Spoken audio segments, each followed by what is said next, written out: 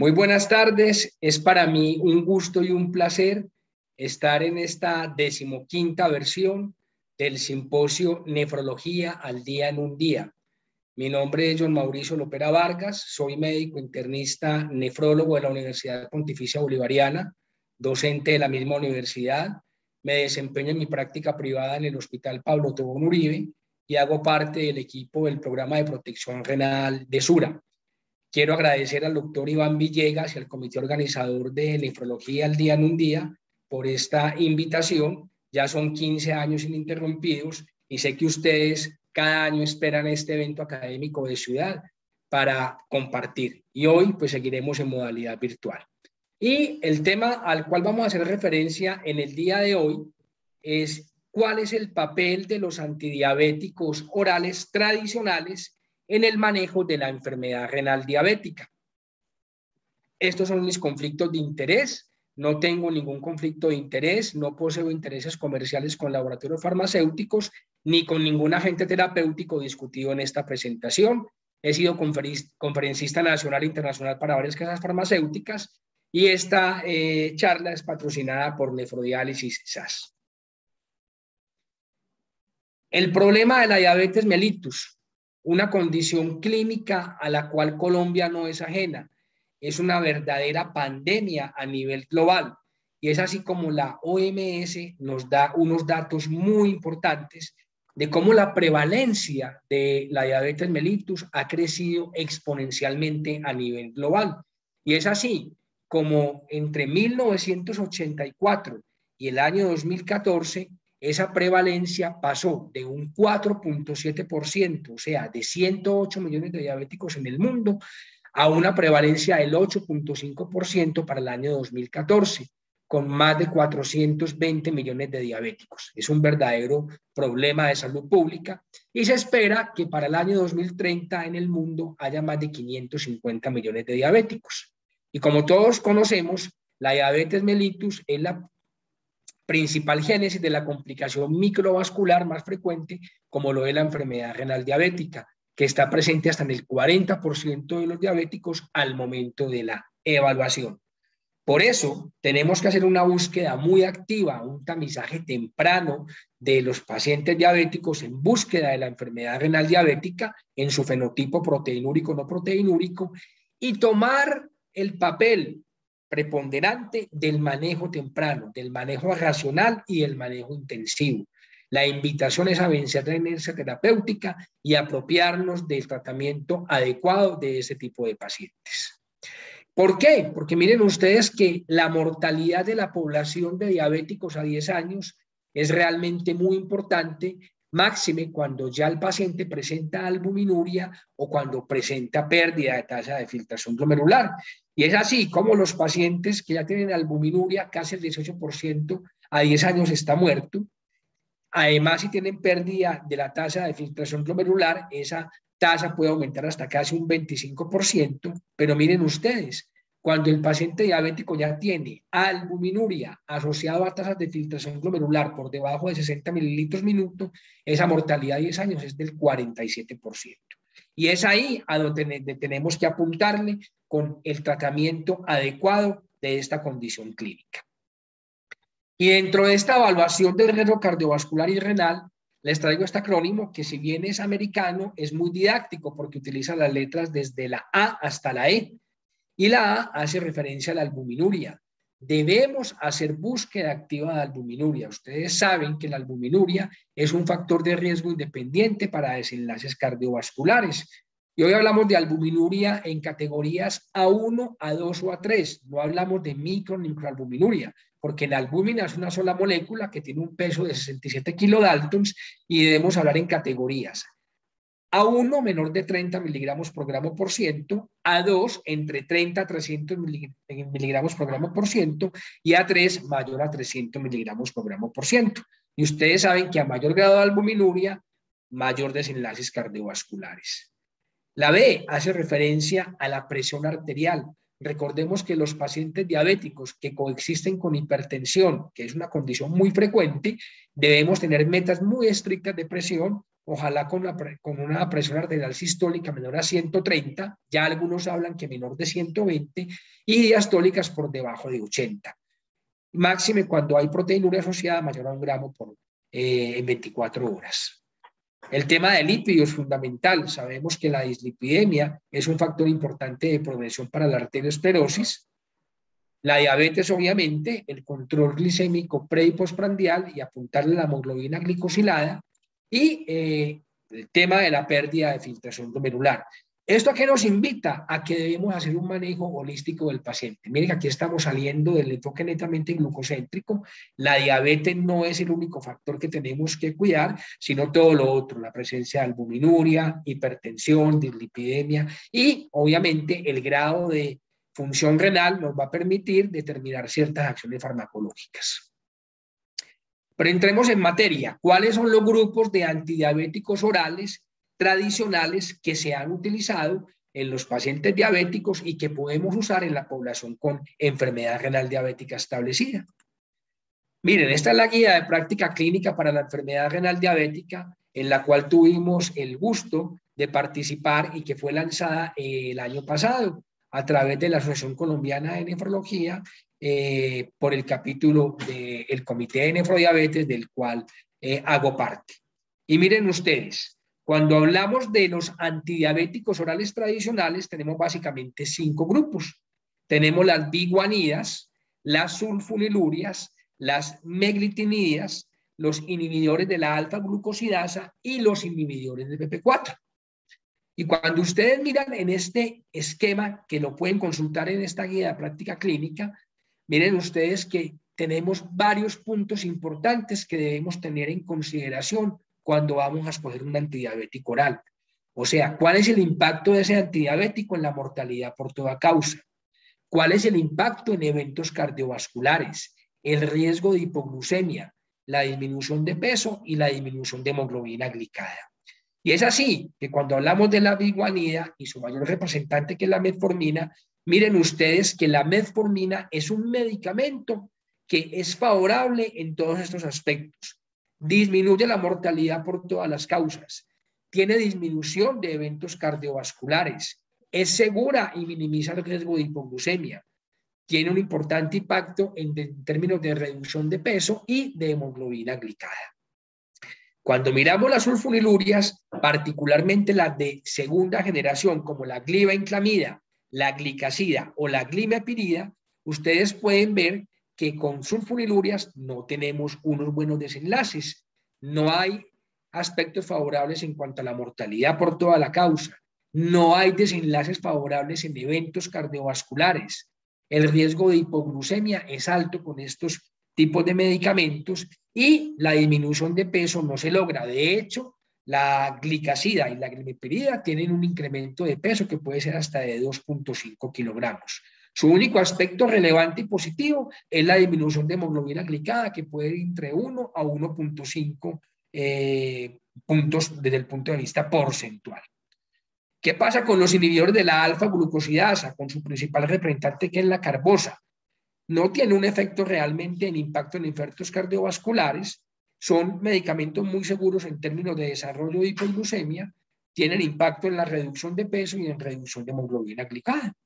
Y cuando hablamos de los inhibidores de PP4, que hablaremos más adelante de ellos, miremos que son medicamentos que son seguros y los estudios de seguridad cardiovascular muestran que no producen mayores eventos cardiovasculares, minimizan los riesgos de hipoglucemia y tienen efecto importante en la reducción de hemoglobina glicada en promedio del 1%. Por términos del tiempo, no vamos a referirnos a todos los grupos clásicos de antidiabéticos orales. Vamos a hacer referencia a 2 grupos muy importantes, a las biguanidas, con su principal representante, que es la metformina, y a los inhibidores de PP4. Y cuando yo, como clínico, pienso que un antidiabético oral tradicional puede ser parte de ese armamentario terapéutico para mi paciente diabético, debemos hacernos preguntas. ¿Y cuáles son las preguntas que nos debemos hacer? ¿Será que ese antidiabético oral que voy a utilizar nos brinda óptimo control glucémico? ¿Es seguro y tiene bajo riesgo de hipoglucemia?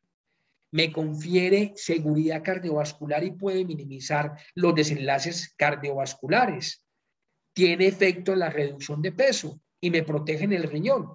Entonces son preguntas que debemos plantearnos cuando vamos a escoger un antidiabético oral tradicional como parte del armamentario terapéutico para la población de diabéticos. Entremos en materia. Las biguanidas y su principal representante, que es la metformina. Miren, la metformina, ustedes lo van a ver y siempre lo seguirán viendo, es el medicamento de elección siempre y cuando no haya contraindicación. Y en todas las guías lo vamos a ver. Las guías de la Asociación Americana de Diabetes, las guías europeas, las guías CADIGO, las guías de la Asociación de Endocrinólogos Americanos. Es un viejo conocido, es un medicamento que está aprobado por la FDA en los Estados Unidos desde el año 1994. Y es un medicamento que siempre va a aparecer como primera línea porque es un medicamento barato, estrategia de salud pública.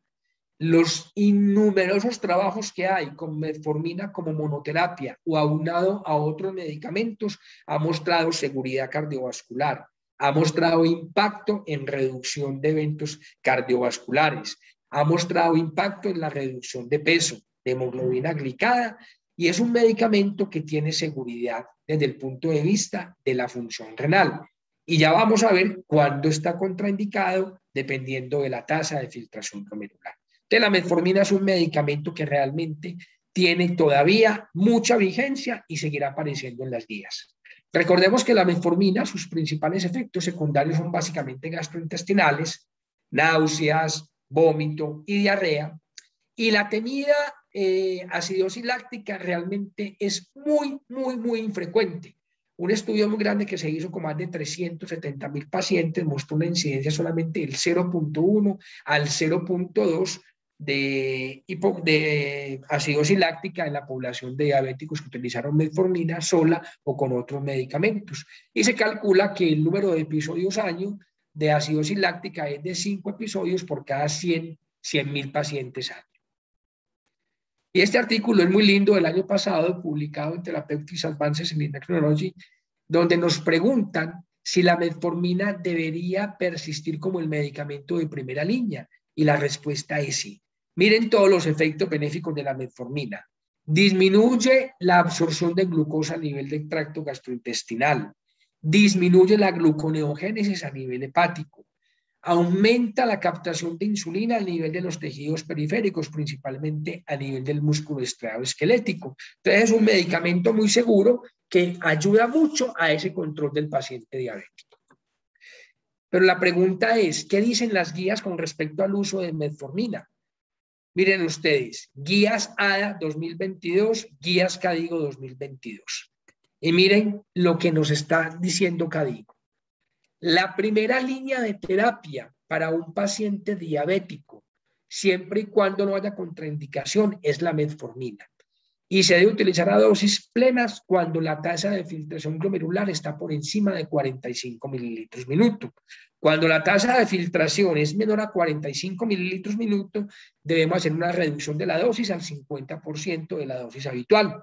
Cuando está por debajo de 30 mililitros minuto, está completamente proscrita, al igual que en los pacientes en diálisis.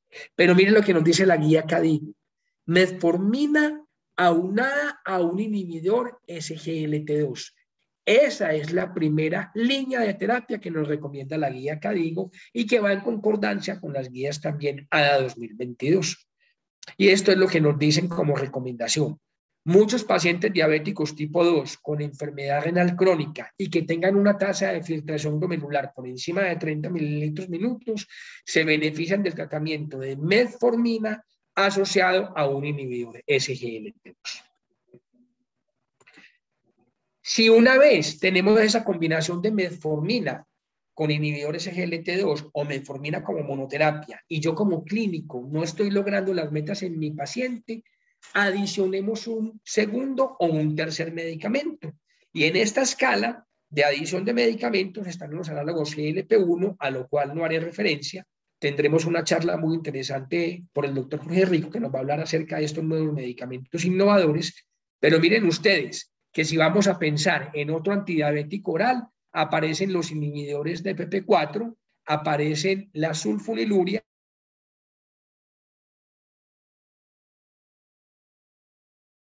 ¿todo basado en qué? Dependiendo obviamente de las comorbilidades del paciente, de las metas que yo quiero lograr, individualizando y perfilando mi paciente de acuerdo a comorbilidades y algo muy importante, a la tasa de filtración glomerular. Entonces, en la práctica clínica, recordemos que agregar un segundo o un tercer medicamento va a depender de las comorbilidades del paciente, de la tasa de filtración glomerular y nos recuerda también muy importante en términos de costos. Entonces no hay duda que el principal representante de un antidiabético oral tradicional en el grupo de las biguanidas es la metformina y hoy tiene toda la vigencia para ser utilizado con seguridad y con eventos y con desenlaces cardiovasculares muy benéficos. Pasemos a un segundo grupo y un grupo muy importante que es muy utilizado. De hecho, es la molécula que más se prescribe en la población de diabéticos. Y así lo reporta la cuenta de alto costo. Los inhibidores de PP4 están por encima de la prescripción de metformina, de análogos GLP-1 y de inhibidores SGLT2. ¿Y cuál es el papel de los inhibidores de la DPP4 en el tratamiento antidiabético? Recordemos que los pacientes diabéticos pierden el efecto incretínico. ¿Y qué es el efecto incretínico? Recordemos que todos cuando comemos nos sometemos a una carga de glucosa oral, activamos una serie de enterormonas que son las incretinas. Y las incretinas son enterormonas que se producen en el tracto gastrointestinal y son de dos tipos, las GLP-1 y las GIP. El paciente diabético pierde este poder de activar las enzimas incretínicas. ¿Y qué pasa? Cuando se pierde ese efecto incretínico, yo lo puedo restablecer de dos maneras. O le doy exógenamente un análogo de incretinas como los GLP-1 o bloqueo la enzima que las cataboliza, que las bloquea, que es la DPP4. Entonces, los inhibidores de DPP4 lo que hacen es inhibir esa enzima que cataboliza la incretina, y las incretinas, recuerden ustedes que tienen un poder muy importante y son responsables hasta el 70% de la secreción de insulina a partir de la célula beta a nivel pancreático, y tiene muchos efectos benéficos. A nivel cerebral, actúan sobre el centro de la saciedad y disminuyen el apetito, por lo tanto, ayudan a la reducción de peso. A nivel del páncreas son responsables de la secreción de insulina hasta en el 70%, disminuyendo la producción de glucagón. Disminuye la producción a nivel hepático de glucosa. Mejoran la inflamación, aumentan el gasto cardíaco, tienen efectos vasodilatadores. O sea que son moléculas que nos van a favorecer este efecto incretínico que tiene una gran cantidad de efectos benéficos, lo que se traduce en el control del paciente diabético. ¿Y cuáles grupos de medicamentos inhibidores de PP4 están autorizados por la FDA? Entonces tenemos básicamente lo que es la sitagliptina, la vildagliptina, la saxagliptina, la alogliptina y la linagliptina. Tenemos disponible en nuestro medio la sitagliptina, la vildagliptina y la linagliptina. Y son medicamentos que son muy seguros con una gran ventaja, que los podemos utilizar inclusive en pacientes que están en terapia de reemplazo renal. Hablo particularmente de la vildagliptina y la linagliptina, que son medicamentos muy seguros. Y estos son los diferentes estudios que se han realizado con inhibidores de DPP4. Simplemente para mencionárselos, obviamente no los vamos a revisar. Con la sitagliptina está el estudio TECOS, con la saxagliptina está el estudio SABOR-TIMI, está con la alogliptina el examen y con la linagliptina el CARMEL. Esto para decirles que son medicamentos que han probado que son seguros y tienen eficacia y tienen seguridad cardiovascular. ¿Y qué pasa en términos de fenómenos hipoglucémicos? Son medicamentos muy seguros y en términos de su potencia para producir una reducción de hemoglobina glicada, aquí lo podemos ver, en promedio los inhibidores de FP4 tienen un promedio de reducción de más o menos entre el 1% hasta el 1.3%, dependiendo del estudio que revisemos. Son neutros en términos de la ganancia de peso y son medicamentos muy seguros porque los fenómenos hipoglucémicos son muy bajos. Entonces, para concluir, los inhibidores de FP4 son medicamentos que juegan un papel muy importante en regular ese metabolismo de la glucosa al recuperar el efecto incretínico. Y son medicamentos que son seguros y efectivos cuando se utilizan como monoterapia o combinados con otros medicamentos. Efecto neutro en la ganancia de peso, son seguros en términos de fenómenos hipoglucémicos y una reducción en promedio de 1 a 1.2 puntos porcentuales de hemoglobina glicada. Y lo otro que es importante es que estos medicamentos se pueden utilizar con otras medicaciones como metformina, inhibidores SGLT2 o la pioglitazona, lo cual provee un efecto glicémico mucho mejor y puede potencializar los efectos en términos de reducción de hemoglobina glicada. Y el mensaje más importante, doctores, es que nosotros debemos perfilar nuestros pacientes. Estas fueron las recomendaciones para el manejo del riesgo cardiorenal en el paciente con diabetes mellitus tipo 2, en la cual tuvimos la oportunidad de participar en el año 2020. El doctor Jorge Rico, el doctor Juan Diego Montejo, que hacen parte de este simposio, también tuvieron la oportunidad de participar. Y fue así como se estableció que todo paciente diabético tipo 2 con enfermedad cardiovascular establecida o con riesgo cardiovascular alto, muy alto, no hay duda que el primer medicamento que debe tener, si no hay contraindicación, es la metformina. Y de acuerdo a las metas o no que estemos logrando, agregarle un inhibidor SGLT2 o un análogo GLP-1 independiente del valor de hemoglobina glicada. Entonces, esto es muy importante. Perfilemos nuestros pacientes sabiendo cuáles son sus comorbilidades, sabiendo cuáles son las metas de hemoglobina glicada, minimizando los fenómenos hipoglucémicos y de acuerdo a la expectativa de vida de ese paciente también. Los mensajes finales para llevar a casa. Entonces, recordemos que debemos abandonar el enfoque glucocéntrico al momento de hacer el abordaje del paciente diabético. Debemos realizar un enfoque holístico, teniendo en cuenta no solamente glicemia y hemoglobina glicada, debemos tener en la cuenta metas de presión arterial si el paciente es hipertenso, metas de lípidos en el paciente, nivel de albuminuria y la tasa de filtración glomerular, porque de esto va a depender qué grupos farmacológicos podemos utilizar o no. No hay duda que cuando hablamos de los antidiabéticos orales tradicionales, el de primera línea es la metformina. Sigue siendo vigente hoy en el año 2022. Recordemos que está absolutamente contraindicada con tasa de filtración glomerular menor a 30 mililitros minuto. Cuando la tasa de filtración está entre 45 a 60 mililitros minuto, debemos hacer un ajuste con una reducción del 50% de la dosis habitual y que los efectos secundarios esperados son las náuseas y la diarrea. Y que es un medicamento que realmente no produce acidosis láctica. Yo no he visto el primer paciente. Hay que minimizar la posibilidad de una acidosis láctica. Entonces, en un paciente que esté deshidratado, que esté bajo condiciones de sepsis, que no tenga una buena volemia, debemos evitar el uso de metformina, pero es realmente un medicamento seguro y múltiples estudios han probado su eficacia y su seguridad cardiovascular. Al momento de escoger un antidiabético oral, tengamos en la cuenta las preguntas que les planteé al inicio. Es un medicamento que nos va a apuntar a reducción de glucosa y hemoglobina glicada. Es un medicamento que tiene bajo riesgo de hipoglucemia. Es un medicamento que provee seguridad cardiovascular y enlentece la pérdida de tasa de filtración glomerular. ¿Será que nos ayuda a la reducción de peso? Si nos hacemos esas preguntas y ese antidiabético oral responde la mayoría, utilicémoslo de manera segura. No importa cuál utilice, utilícelo racionalmente a la luz de perfilar un paciente, pero lo más importante es que venzamos la inercia terapéutica.